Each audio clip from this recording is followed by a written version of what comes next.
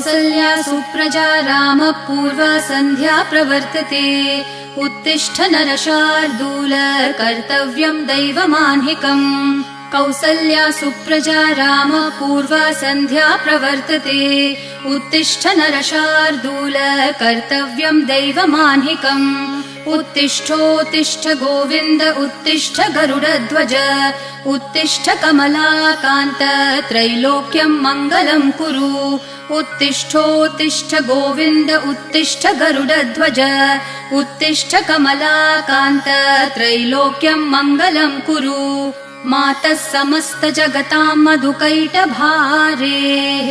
वक्षो विहारिणि मनोहर दिव्यमूर्ते श्रीस्वामिनि श्रितजनप्रिय दानशीले श्रीवेङ्कटेश दयिते तव सुप्रभातम्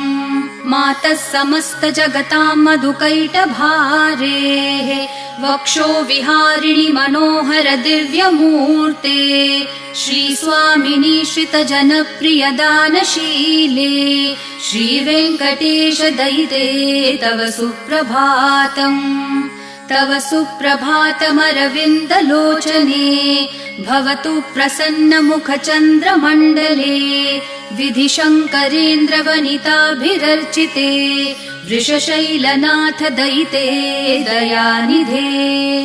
अत्र्यादिसप्तऋषयः समुपास्य सन्ध्याम् आकाशसिन्धुकमलानि मनोहराणि आदाय पादयुगमर्चयितुम् प्रपन्नाः शेषाद्रिशेखर विभो तव सुप्रभातम् पञ्चाननाब्ज भव षण्मुख वासवाद्याः त्रैविक्रमादिचरितम् विबुधास्तुवन्ति भाषापतिः पठति वासरशुद्धिमारात् शेषाद्रिशेखर विभो तव सुप्रभातम् ईषत्प्रफुल्ल सरसीरुहनारिकेलपूगद्रुमादिसुमनोहर पालिकानाम् आवाति मन्दमनिलः सह दिव्यगन्धैः शेषाद्रिशेखर विभो तव सुप्रभातम् उन्मील्य नेत्रयुगमुत्तम पञ्चरस्था पात्रावशिष्ठ कदलीफलपायसानि भूत्वा सलीलमथ केलिशुकः पठन्ति शेषाद्रिशेखर विभो तव सुप्रभातम् तन्त्री प्रकर्ष मधुरस्वनया विपञ्च्या गायत्यनन्तचरितम् तव नारदोऽपि भाषा समग्रमसकृत्करचार रम्यम् शेषाद्रिशेखर विभो तव सुप्रभातम् भृङ्गावली च मकरन्दरसानुविद्ध झनकार गीतनिनदैः सह सेवनाय निर्यात्युपान्त सरसी कमलोदरेभ्यः शेषाद्रिशेखर विभो तव सुप्रभातम् योषागणेन वरदध्नि विमथ्यमाने घोषालयेषु दधिमन्थन तीव्रघोषाः रोषात् कलिं वदधते ककुभश्च कुम्भाः शेषाद्रिशेखर विभो तव सुप्रभातम् पद्मेश मित्र शतपत्र गतालिवर्गाः हर्तुम् श्रियम् कुवलयस्य निजाङ्गलक्ष्म्या भेरीनिनादमिव बिभ्रति तीव्रनादम् शेषाद्रिशेखर विभो तव सुप्रभातम् श्रीमन्नभीष्टवरदाखिल लोकबन्धो श्री श्रीनिवास जगदैकदयैक सिन्धो श्रीदेवतागृह भुजान्तर दिव्यमूर्ते श्रीवेङ्कटाचलपते तव सुप्रभातम् श्रीमन्नभीष्टवरदाखिल लोकबन्धो श्री श्रीनिवास जगदेकदयैक सिन्धो श्रीदेवतागृह भुजान्तर दिव्यमूर्ते श्रीवेङ्कटाचलपते तव सुप्रभातम् श्रीस्वामी पुष्करिणिकाप्लवनिर्मलाङ्गाः श्रेयोर्थिनो हरविरिञ्च सनन्दनाद्याः द्वारे वसन्ति वरवेत्रहतोत्तमाङ्गाः श्रीवेङ्कटाचलपते तव सुप्रभातम् श्रीशेषशैलगरुडाचलवेङ्कटाद्रिनारायणाद्रिवृषभाद्रिवृषाद्रिमुख्याम् आख्याम् त्वदीयवसतेरनिशं वदन्ति श्रीवेङ्कटाचलपते तव सुप्रभातम् सेवापरः शिवसुरेश कृशानुधर्मरक्षोऽम्बुनाथ पवमानधनाधिनाथाः बद्धाञ्जलि प्रविलसन्निज शीर्षदेशाः श्रीवेङ्कटाचलपते तव सुप्रभातम् घाटेषु ते विहगराज मृगाधिराज नागाधिराज गजराज हयाधिराजाः स्वस्वाधिकारमहिमाधिकमर्थयन्ते श्रीवेङ्कटाचलपते तव सुप्रभातम् सूर्येन्दुभौमबुधवाक्पतिकाव्यसौरिस्वरभानुकेतुदिविषत्परिषत्प्रधानाः त्वद्दासदासचरमावधिदासदासाः श्रीवेङ्कटाचलपते तव सुप्रभातम् त्वत्पादधूलिभरितस्फुरितोत्तमाङ्गाः स्वर्गापवर्गनिरपेक्षनिजान्तरङ्गाः कल्पागमाकलनयाकुलतां लभन्ते श्रीवेङ्कटाचलपते तव सुप्रभातम् त्वद्गोपुराग्रशिखराणि निरीक्षमाणाः स्वर्गापवर्गपदवीं परमाश्रयन्तः मर्त्या मनुष्यभुवने मतिमाश्रयन्ते श्रीवेङ्कटाचलपते तव सुप्रभातम् श्रीभूमिनायकदयादिगुणामृताब्धे देवाधिदेव जगदेक शरण्यमूर्ते श्रीमन् अनन्तगरुडादिभिरर्चिताङ्घ्रे श्रीवेङ्कटाचलपते तव सुप्रभातम् श्रीपद्मनाभपुरुषोत्तमवासुदेव वैकुण्ठमाधव जनार्दन चक्रपाणे श्रीवत्सचिह्न शरणागत पारिजात श्रीवेङ्कटाचलपते तव सुप्रभातम् कन्दर्पदर्पहर सुन्दर दिव्यमूर्ते कान्ताकुचाम्बुरुह कुड्मललोलदृष्टे कल्याण निर्मल गुणाकर दिव्यकीर्ते श्रीवेङ्कटाचलपते तव सुप्रभातम् मीनाकृते कमठकोल नृसिंहवर्णिन्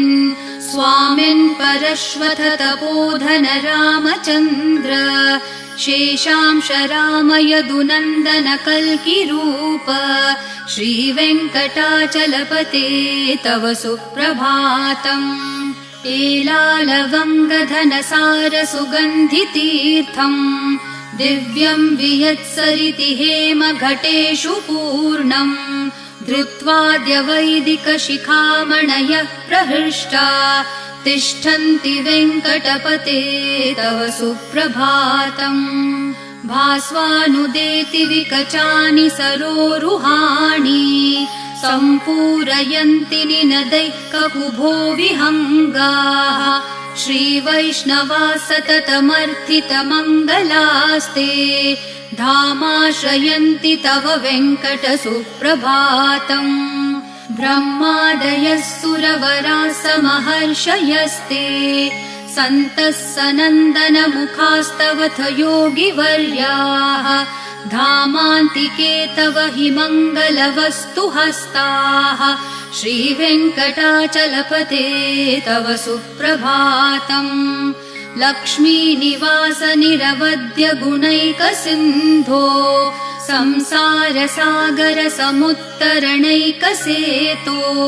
वेदान्तवेद्य निजवैभव भक्तभोग्य श्रीवेङ्कटाचलपते तव सुप्रभातम्। लक्ष्मीनिवास निरवध्य गुणैकसिन्धो संसारसागरसमुत्तरणैकसेतो वेदान्तवेद्य निजवैभव भक्तभोग्य श्रीवेङ्कटाचलपते तव सुप्रभातम्। इत्थं वृषाचलपतेरिह सुप्रभातम्। ये मानवः प्रतिदिनं पठितुं प्रवृत्ताः तेषां प्रभातसमयस्मृतिरङ्गभाजाम् प्रज्ञां परार्थसुलभां परमां प्रसूते। इत्थं वृषाचलपतेरिह सुप्रभातम्। ये मानवः प्रतिदिनं पठितुं प्रवृत्ताः तेषां प्रभातसमयस्मृतिरङ्गभाजाम् प्रज्ञां परार्थसुलभां परमां प्रसूते। कमलाकुचूचुककुङ्कुमतो नियतारुणतातुलनीलतनो कमलायतलोचनलोकपते विजयी भव वेङ्कटशैलपते। कमलाकुचूचुककुङ्कुमतो नियतारुणतातुलनीलतनो कमलायतलोचनलोकपते विजयी भव वेङ्कटशैलपते। स चतुर्मुख षण्मुख पञ्चमुख प्रमुखाखिल दैवतमौलिमणे शरणागतवत्सल सारनिधे परिपालय मां वृषशैलपते। अतिवेलतया तव दुर्विषहै अनुवेलकृतैरपराधशतैः भरितं त्वरितं वृषशैलपते परया कृपया परिपाहि हरे। अधिवेङ्कटशैलमुदारमते जनताभिमताधिकदानरतात्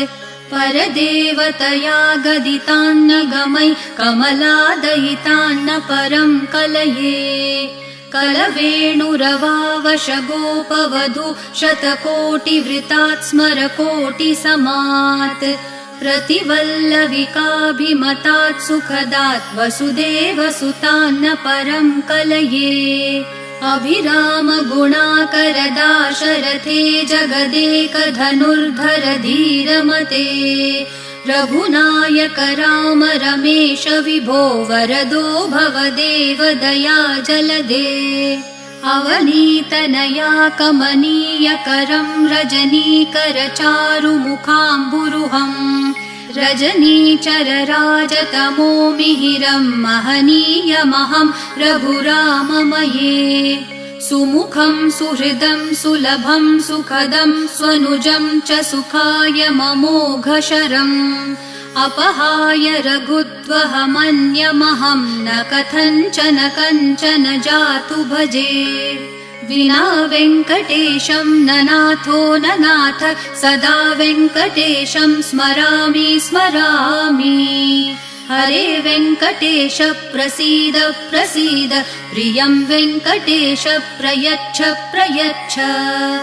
विना वेङ्कटेशं ननाथो ननाथ सदा वेङ्कटेशं स्मरामि स्मरामि।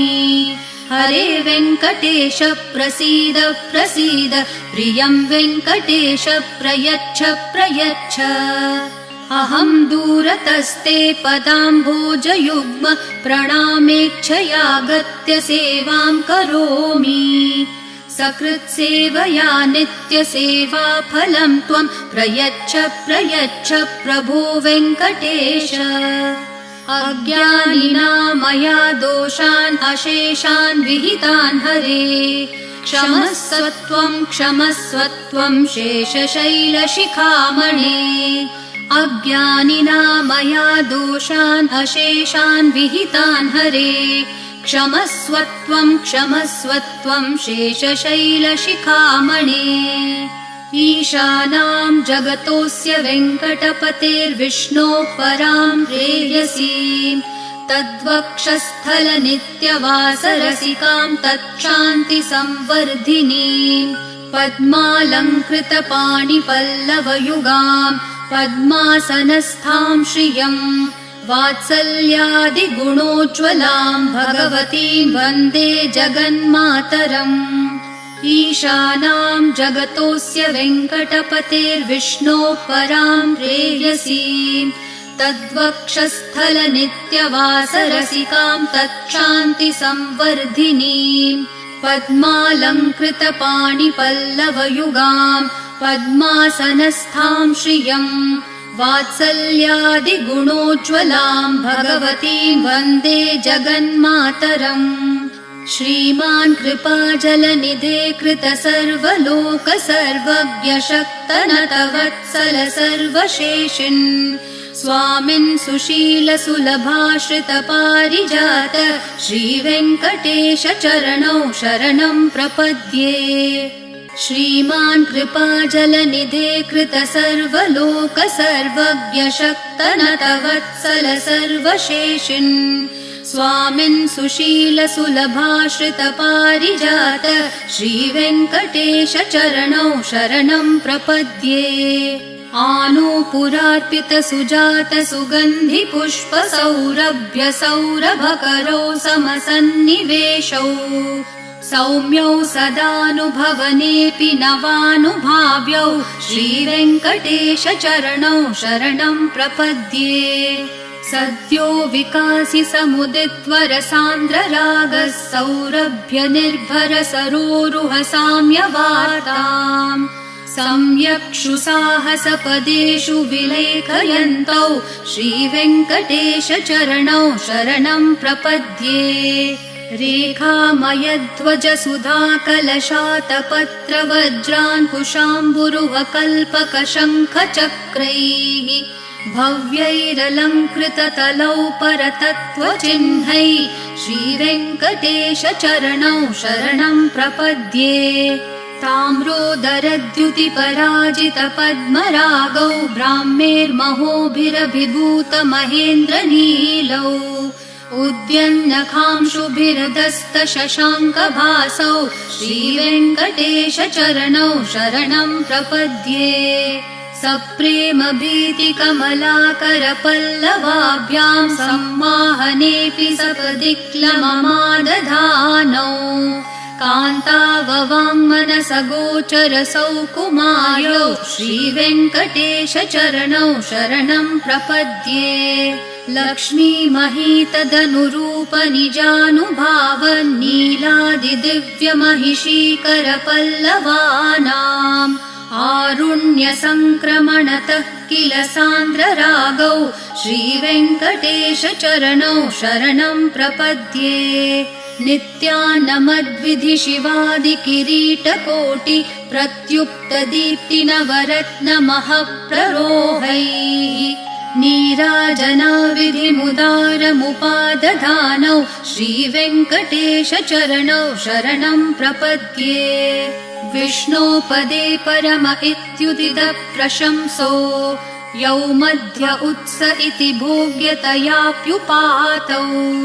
भूयस्ततेति तव पाणितलप्रदिष्टौ श्रीवेङ्कटेश चरणौ शरणं प्रपद्ये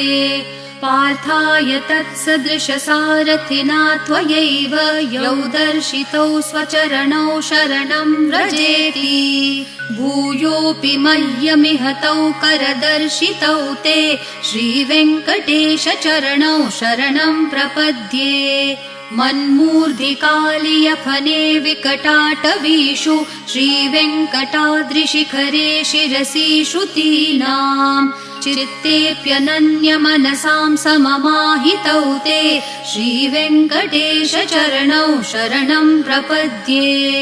आम्लानहृष्यदवनीतलकीर्णपुष्पौ श्रीवेङ्कटाद्रिशिखराभरणायमानौ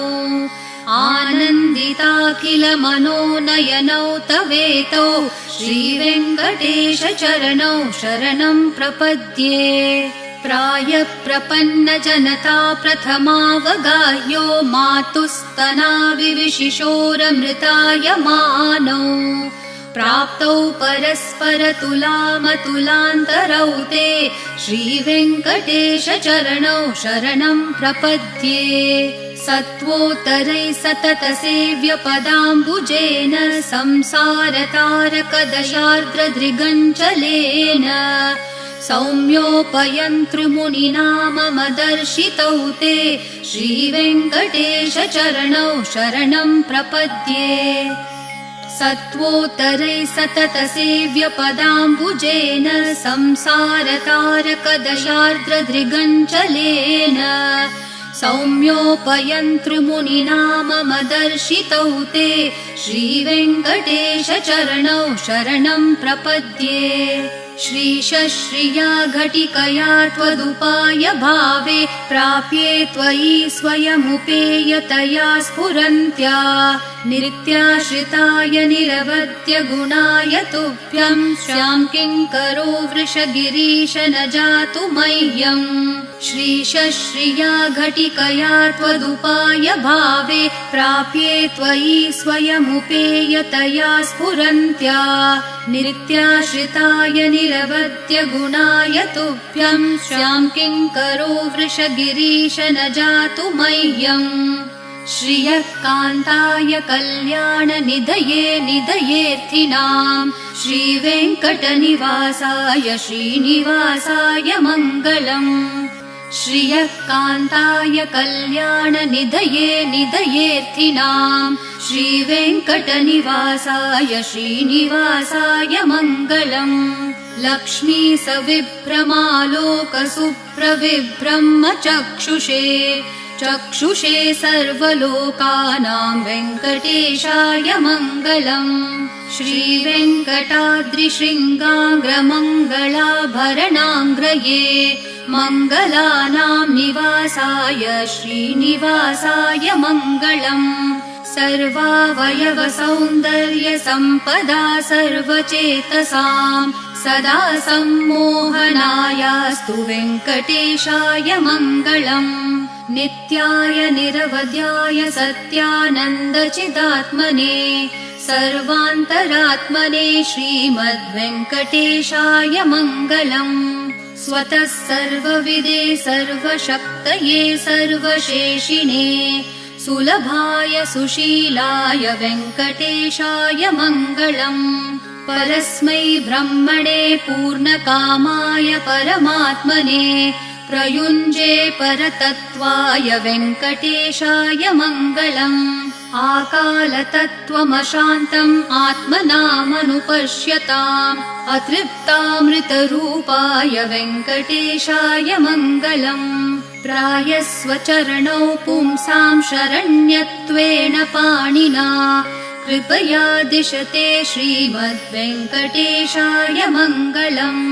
दयामृत्तरङ्गिन्यास्तरङ्गैरिव शीतलैः अपाङ्गैः सिञ्चते विश्वं वेङ्कटेशाय मङ्गलम् सद्भूषाम्बरहेतिनां सुषमावहमूर्तये सर्वार्तिशमनायास्तु वेङ्कटेशाय मङ्गलम् श्रीवैकुण्ठविरक्ताय स्वामि पुष्करिणितटे रमया रममाणाय वेङ्कटेशाय मङ्गलम् श्रीवैकुण्ठविरक्ताय स्वामि पुष्करिणितटे रमया रममाणाय वेङ्कटेशाय मङ्गलम् श्रीमत्सुन्दरजामातृमुनिमानसवासिने सर्वलोकनिवासाय श्रीनिवासाय मङ्गलम् मङ्गलाशासनपरैर्मदाचार्य पुरोगमैः सर्वैश्च पूर्वैराचार्यैः सत्कृतायास्तु मङ्गलम्।